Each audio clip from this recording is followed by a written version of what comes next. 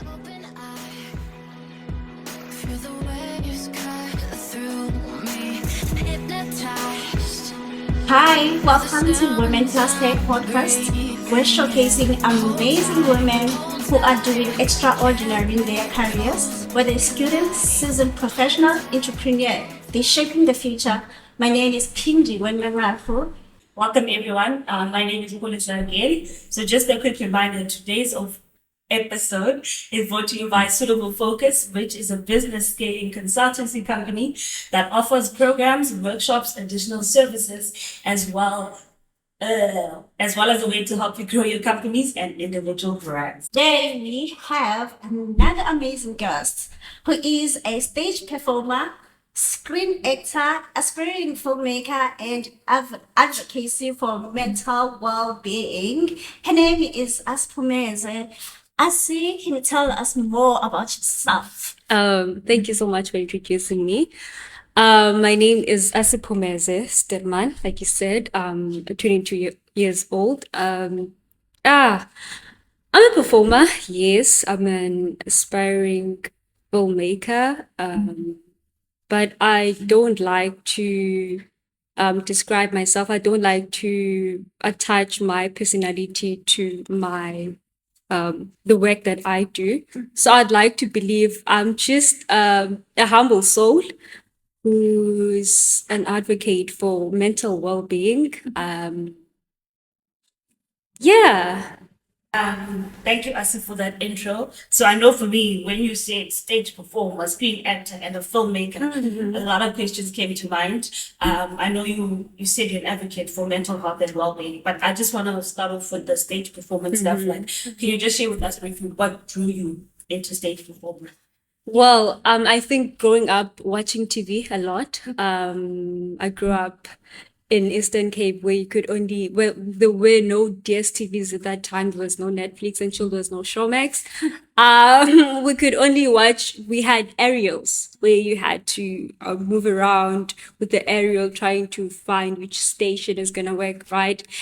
And I grew up watching Generations a lot, 𝘂𝘄𝘄𝘄𝗁, 𝘂𝘄𝘄𝘄𝗁. I liked such people. I think that's where I drew inspiration. I was very young, and I liked how they were I just was drawn to it. I just loved it. And I knew from a very young age that that's what I wanted to do.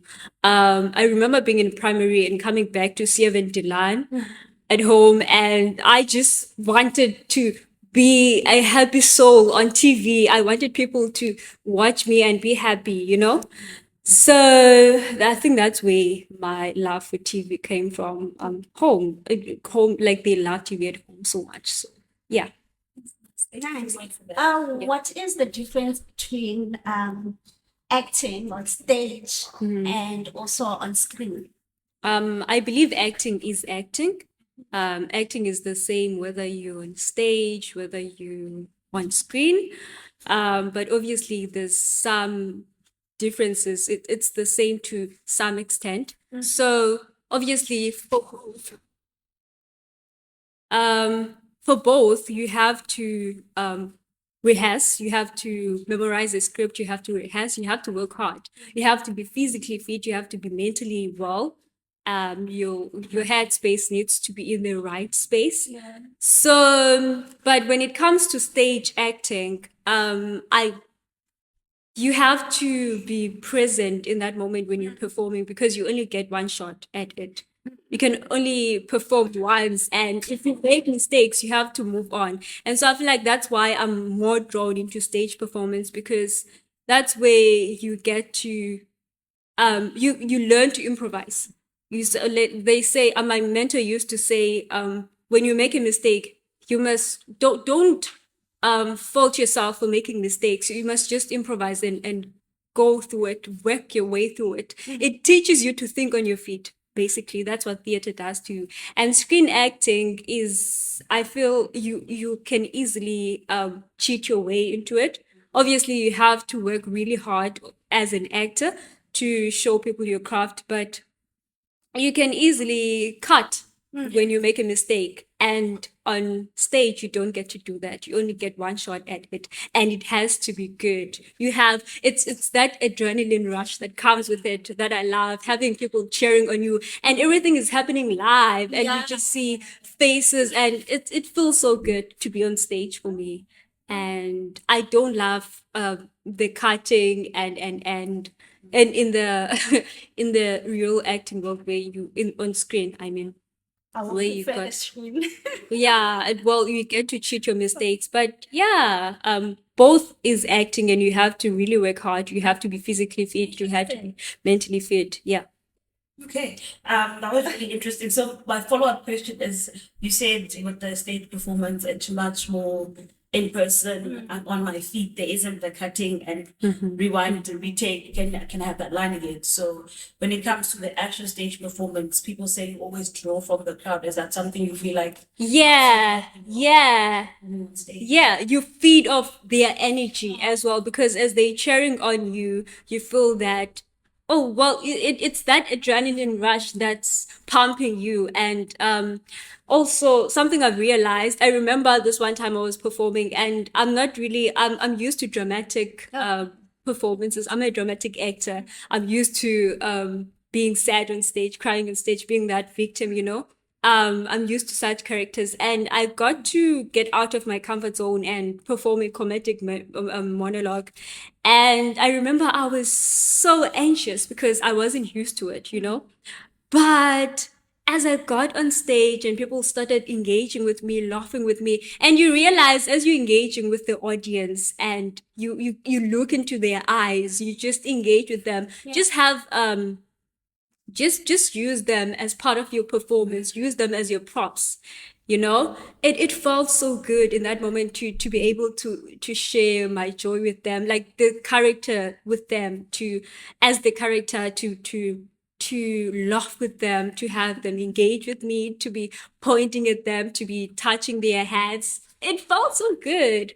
So yes, you really feed off your audience. Yes. I said, do you get like attached to is it possible to get attached to your character? Yes, Let's it's say. very much possible. I'm sorry, you were Yeah, it's fine. okay. Well, yes.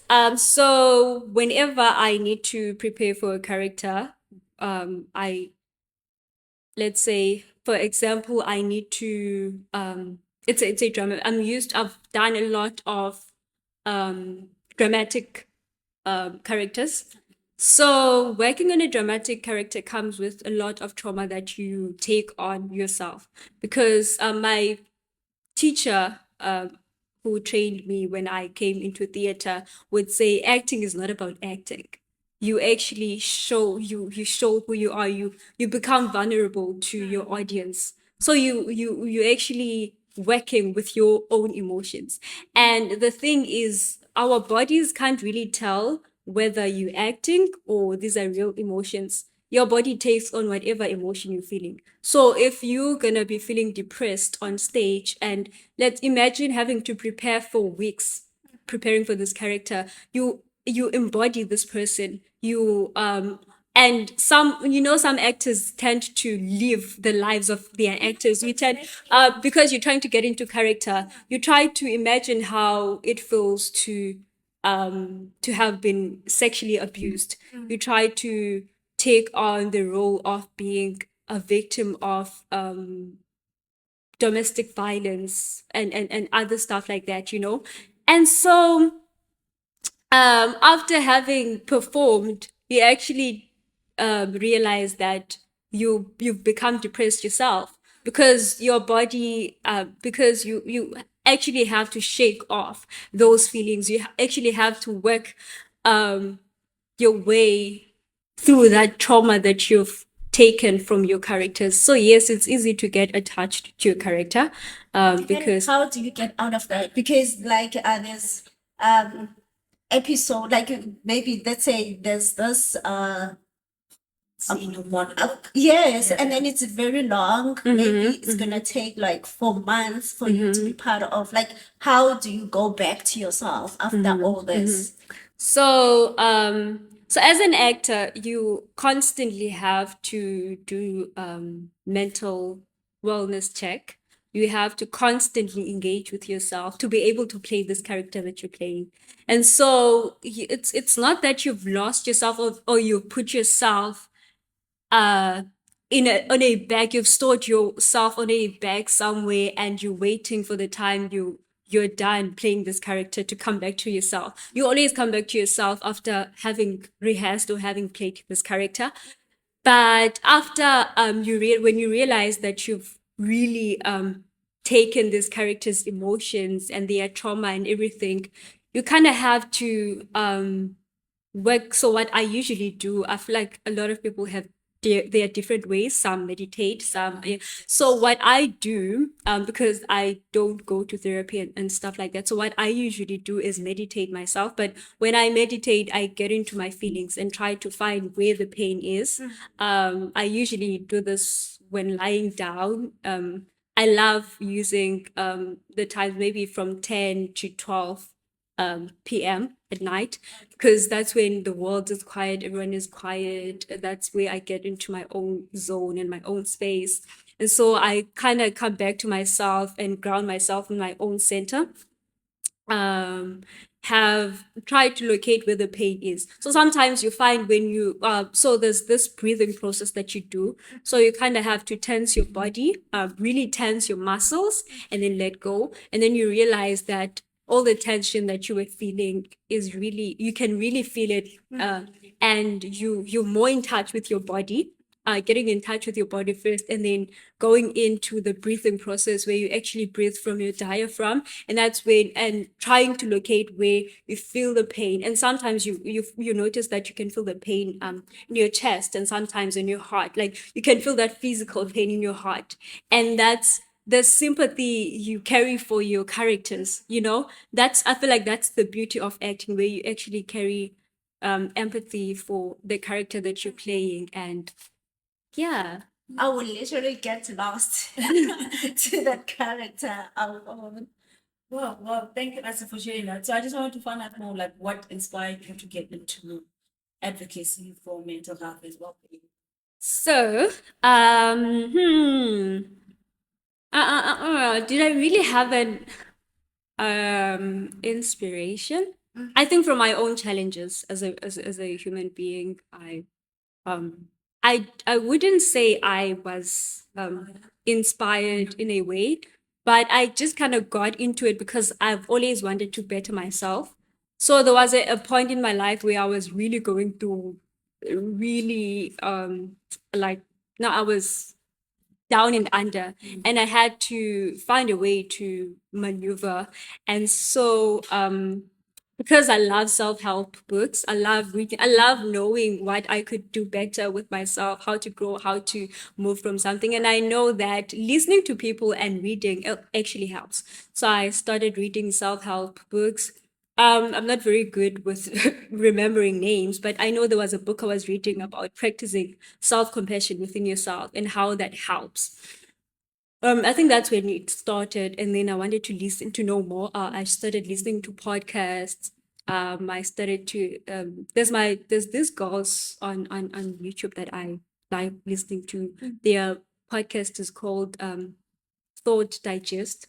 They really, I love listening to different people, by the way. Like I listen to everyone. I believe everyone has everything to say, So I wouldn't say I had an inspiration per se, but I was just, because of what I went through, I just found myself gravitating towards being an advocate for mental wellness, and meeting people in my life who were also on that journey it felt so good, when they usually say when you are doing something, usually the universe drives people who are in the same, Yes. So that's what happened. Such people started gravitating towards me, and it felt so good, man. Yeah, It's so good. Yeah, thanks for sharing. I think, sorry to cut you off, because I love the mental health and the well-being, because I think from my own experience and what I've been through the past years, I think I have a close friend who's a coach, and I've been exposed to some Zen coaching, some well-being, and all these different things. So all of those kind of opened my mind to what different ways can I look at my well-being, like meditating, journaling, all the different kinds of yoga you can do just for your own check-ins with yourself. Are you still in that space? Are you aligned with your goals and all of that? So it speaks of that. I feel very inspired, and I want to have a conversation much more. Yeah, I love such conversations, and I'm sorry, I know you wanted to go on. I love how you mentioned journaling, because journaling is something that helps me as well, and just improving myself, in expressing myself, because I'm also learning how to express myself more, to be more articulate, to be more, to work more on my communication skills. And so journaling also helps. So journaling helps in a very, like, it has there's a lot that it can do for you as a person, and we often take it very lightly, but there's a lot that it does for you. Yes. My mentor was like motivating me that, Pindi, you have to start this like early in the morning, before you wake up, before you take your phone. That must be the first thing that you do. And I think like the world, like, we are very busy. And sometimes you get yourself being lost, you see, to whatever you're doing, maybe your career, whatever. But at the same time, we get so tired. Then you need to actually do something so that you get back to yourself, you see, and then start being yourself again. Because it's so hard to be out there and lost, you see. Exactly. So those things that you mentioned are very, very important. Also, I'm sorry. I'm sorry, because you guys keep adding on stuff that I'm passionate about. So what you said about writing, journaling early in the morning before you do anything. So what I've realized about that is that you get access to your own thoughts that you never even knew they were there. Like, what I've realized from that is that I'm always surprised, like, is this what I had in my mind the entire time?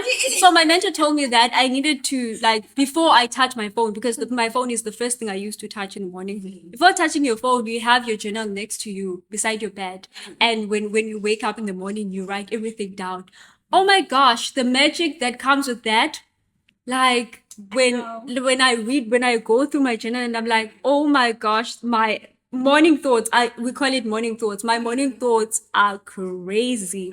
But also it gives you more access to yourself. You get to know yourself more, what your thoughts are. Yeah, you are actually learning about exactly. And in that moment, you're not trying to control what's happening in your head. She would say, you just do the whatever. If you feel like drawing, if you feel like saying whatever is on your head, in that, put it down. Exactly. It's like stalking your mind, or stalking your mind.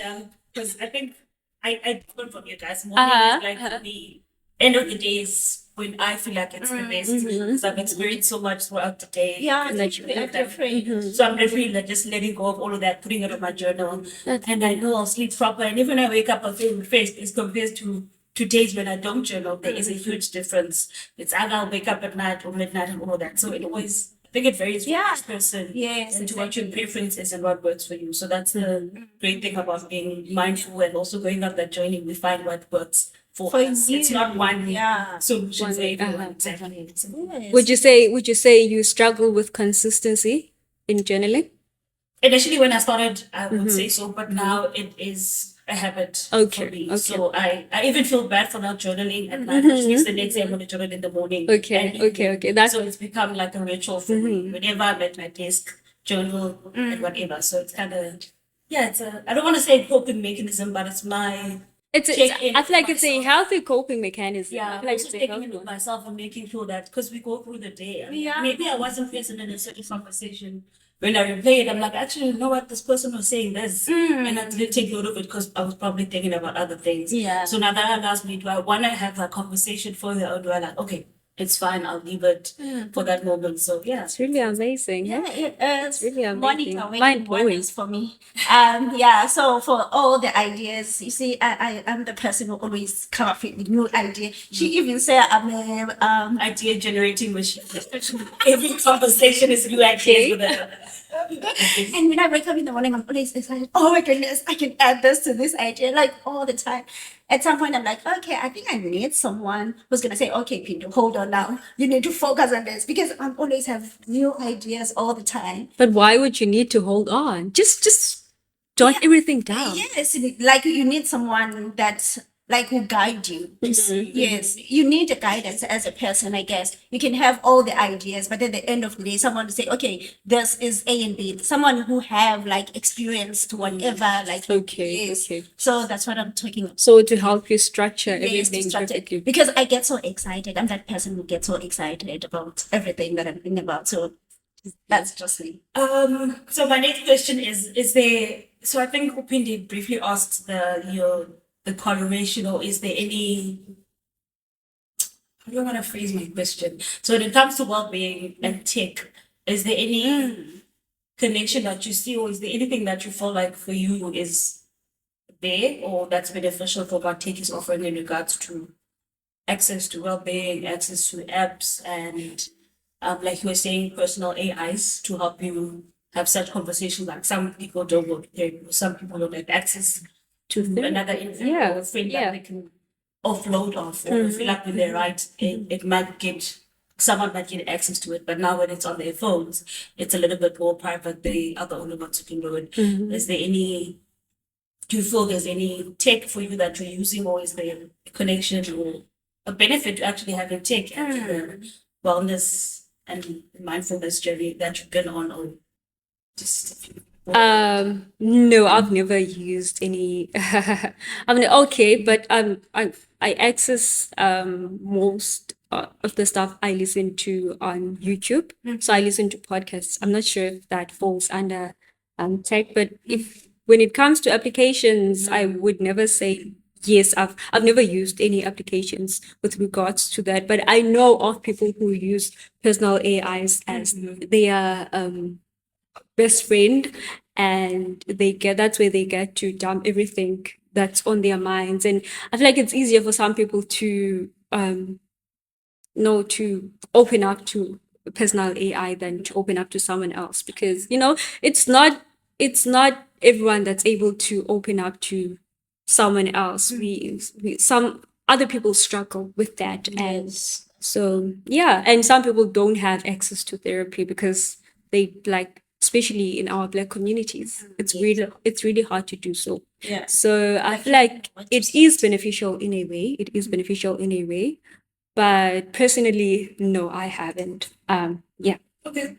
A quick follow-up on the access to therapy, or I could say, do you feel that is because of lack of information that there are therapists that are available and affordable, or is it the fact that of the culture of the way we think, like when we think of therapy, it's like, this is a no-go for us because we're Blacks, because this is how we grew up. Our parents don't understand it, so we also are saying we don't want to understand it because of that. Or is it a matter of, I don't know who's there for me, who's actually affordable that I can go to, because that's a very big and interesting question for me. I think all those aspects go into it. Some people are not informed about therapy in our Black communities. Some people are, and they just choose not to. I know people who are like, nah, I wouldn't go to therapy. I'm Black. Why would I need to go to speak to a stranger? Some people see. And I personally feel like, for me, I would have loved to go to therapy, but the idea, like, the therapist I could access were over the phone. And for me, it's easier to sit with a person and look into their eyes and have that interaction, that it feels more natural to me to speak with them as we just, but also it was a thing of, for me again, it was a thing of they just doing their job, right? They're not like, you can't really say there's a friendly, and like, it's not a natural friendship. There's an exchange. It's like you pay and then they get to cancel you, and I don't like it's any natural. Yes, it's this, you're just doing your work basically.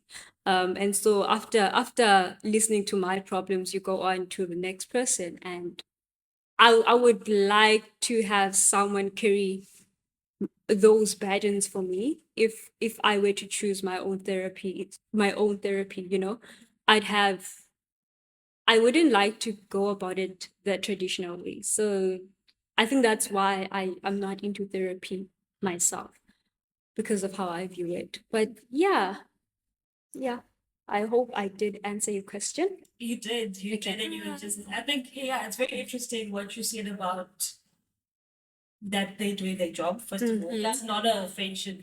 So for me, I just got curious about, You know, yeah, like when you think about a therapist, you see them, you want to see them as a friend, as someone that you can speak to friendly.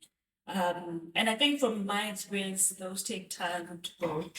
exactly, They exactly. take time to build. Yeah. Obviously, in the first session, I won't feel Yeah, as it's just comfortable sit enough. there and then you don't This want person I to. can share everything with, but as we grow, the more sessions we have, the more we get fonder. And I'm also used to the pattern of having this familiar face that I'm speaking to.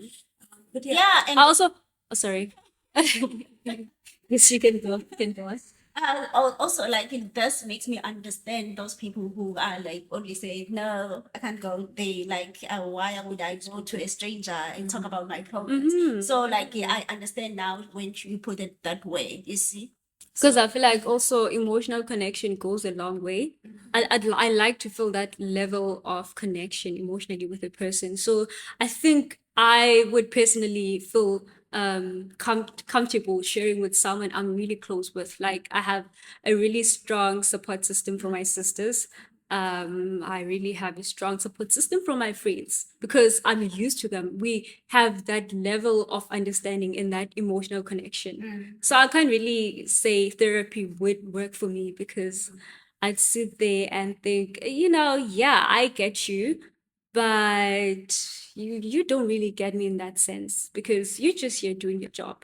But I think it's good. This is not to discourage anyone. Yeah. I feel like therapy is good in a way that I feel like I envy people who have those tools to tackle problems and be, because it gives you tools to be a problem solver and how to manage your emotions and how to manage yourself as a being. But I'm glad also that I was able to find ways to maneuver in that sense without having to go to therapy. Yeah.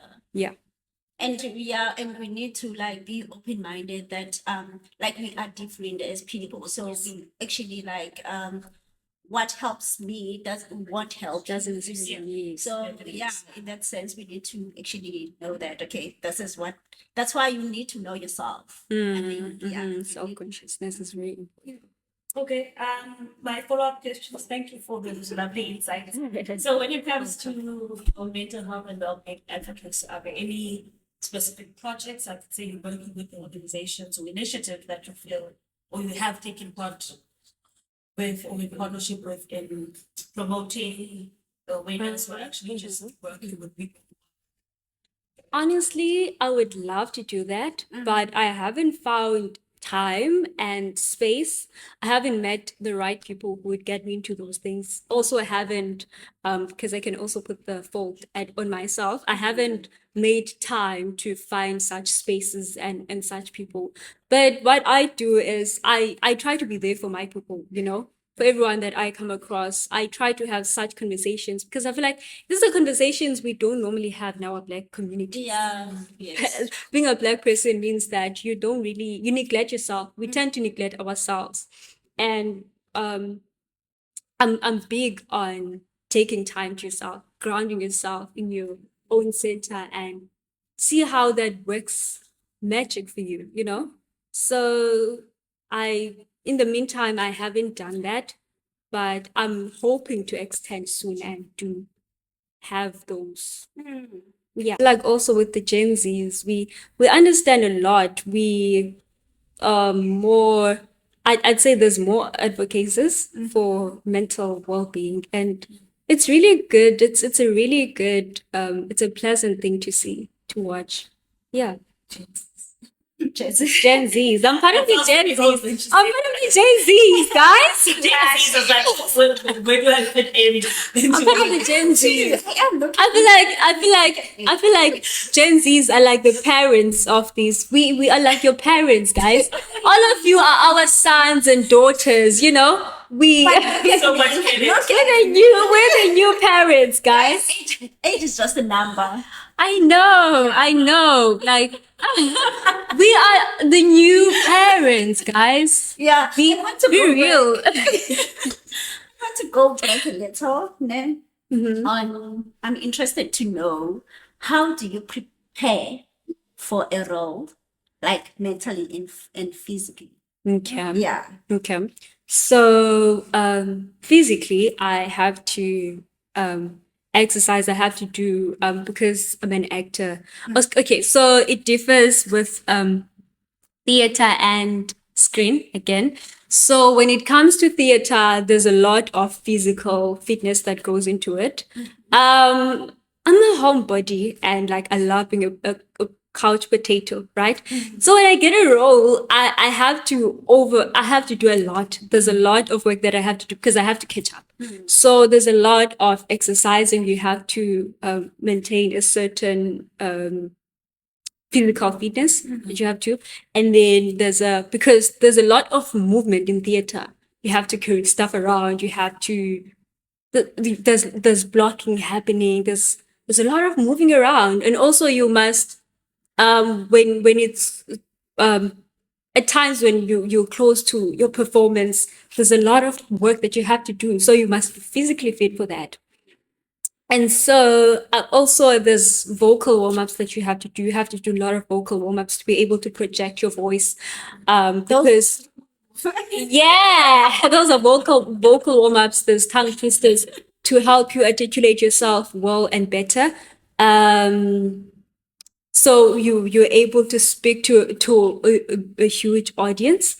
Because sometimes you go to a community theater where there's no mics and you have to use your voice to project because the person at the back has to be able to hear you and connect with you as a character.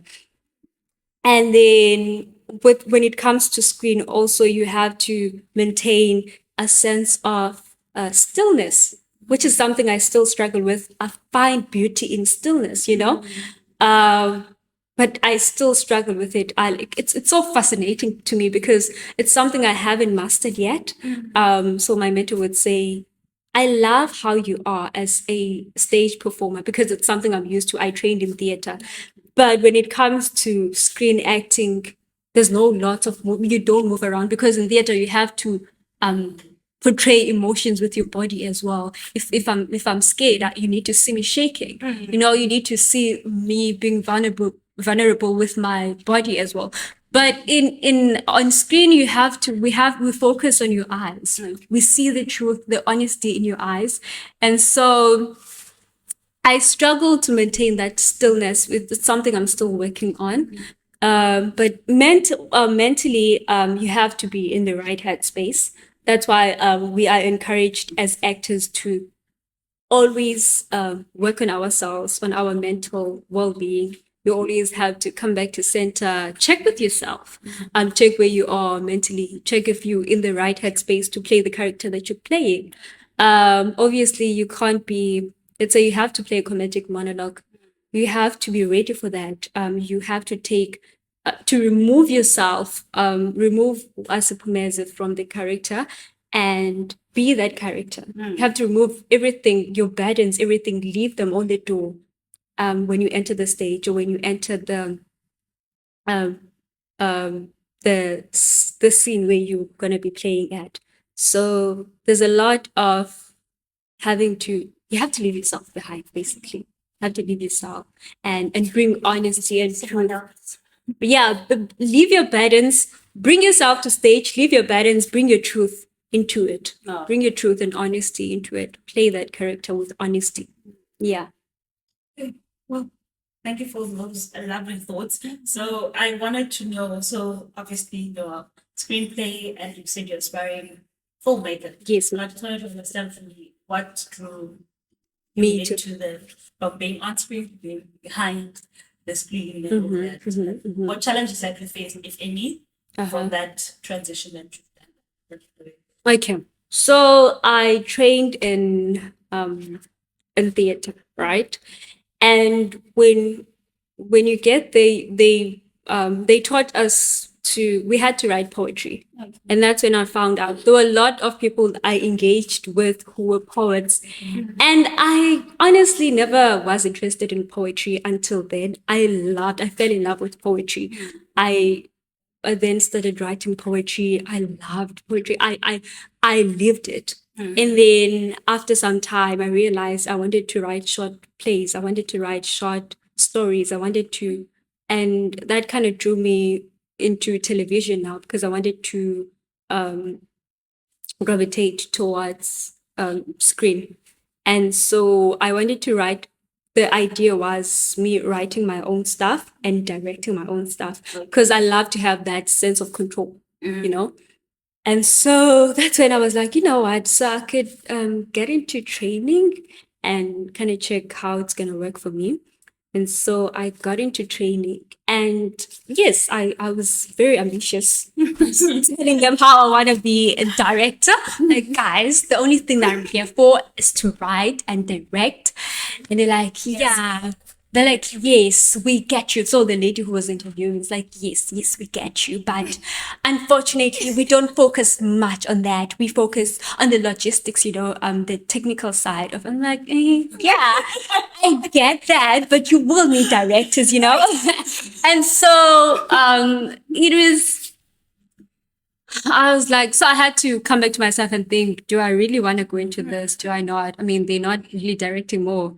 But what am I going to be directing if I don't know anything about the film world? So I had to go back to it, and I told myself that I wanted to go into it. I got into the training, and I realized in the middle of it that actually there's a lot to fall in love with. Besides directing, there's a lot I fell in love with. I fell in love with screen. Why am I saying screen acting? Oh my gosh. Oh my gosh, you can't take the actor out of me. I fell in love with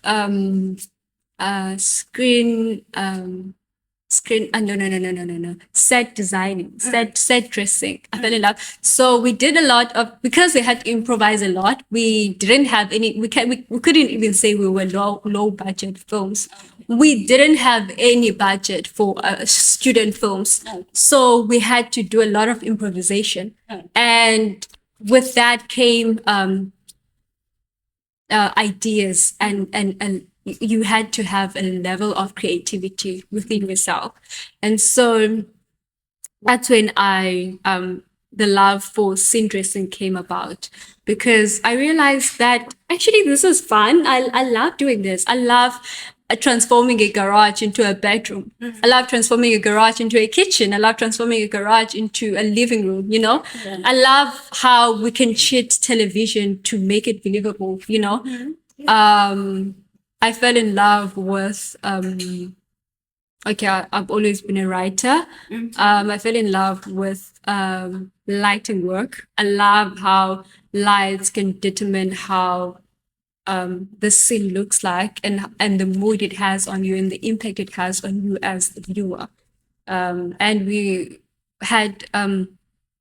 were privileged enough to meet people who are already in the industry, who could tell us about how things go for them in different segments of the industry. And so it's been really inspiring. And after that, but I still love being a director, of course, because I still want to write, I still want to direct, but there's a lot more added to the list now.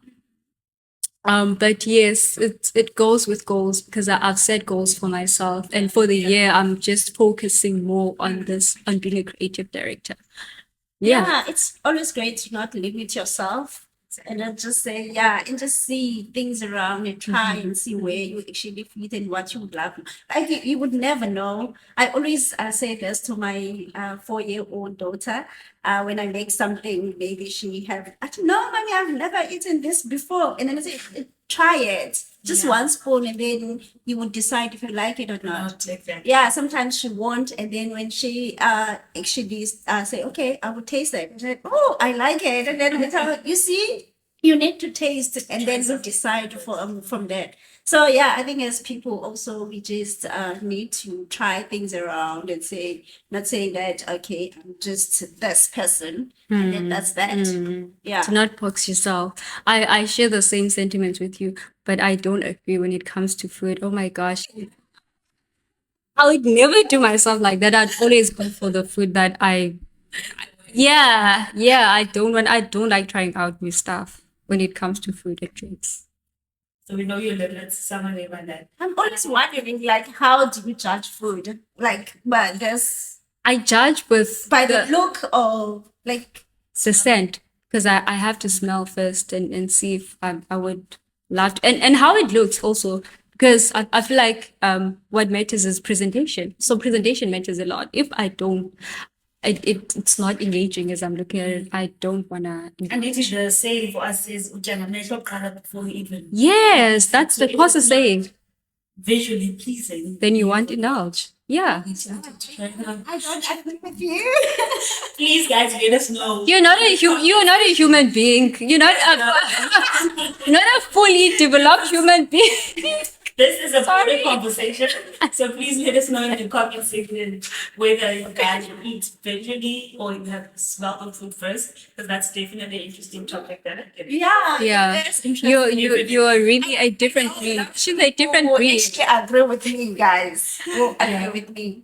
Okay, I think without just drawing this conversation further, so what advice would you give to aspiring filmmakers or advocates here and some performers who are starting out, like where should they go, or what are your words of wisdom or advice to them? I'd say go for it. Don't think much about it. Go for it. Go for your dreams. I'm a firm believer of going after what you want. Don't take anything. Don't take the no's. I've like there were a lot of no's in me starting my career, and I knew I wanted to be an actor, and it shouldn't matter what anyone else says to you. Go for it. Go for what you want, and have a mentor. I feel like having someone who's there to show you the ropes and how everything goes, to direct you towards where you want to go, and to lead you and be the guide for you. So I think just go for it and have someone to also do the work. There's a lot of work that you have to do as a performer. And also in anything, I feel like there's a lot of work that you have to put behind it. Do the work and let your work do the talking for you. Yeah, so that's what I like to say to the girls that we're teaching coding, that you need to keep learning, even if you knock to those doors and then they don't open. Just make sure that you're working on yourself so that they can't say no anymore. Because I have everything that they're looking for. So you just need to keep. I like that. I like it so much. Thank you so much for this insightful and also your experiences. It's very inspiring. Thank you, ladies, for having me and for the beautiful questions and the engagements. I love that we share in the same sentiments. So it was really great. I really enjoyed chatting with you guys, the both of you. You really are amazing women. Thank you so much. And we also want to thank you guys for watching and joining us today. We always say if you have any insights or any specific topics you want us to touch on, please let us know through the comment section, and then we'll obviously sit through that and filter and see what the next conversation and guest will be all about. Yeah, don't forget to subscribe and also follow us on social media. Leave your comments, and also as well, if you think there is a woman that you would like to hear from them, their stories, please let us know those people. And thank you so much for listening. We hope that you are learning something new every day to this podcast. I will see you next time. Thank you, guys.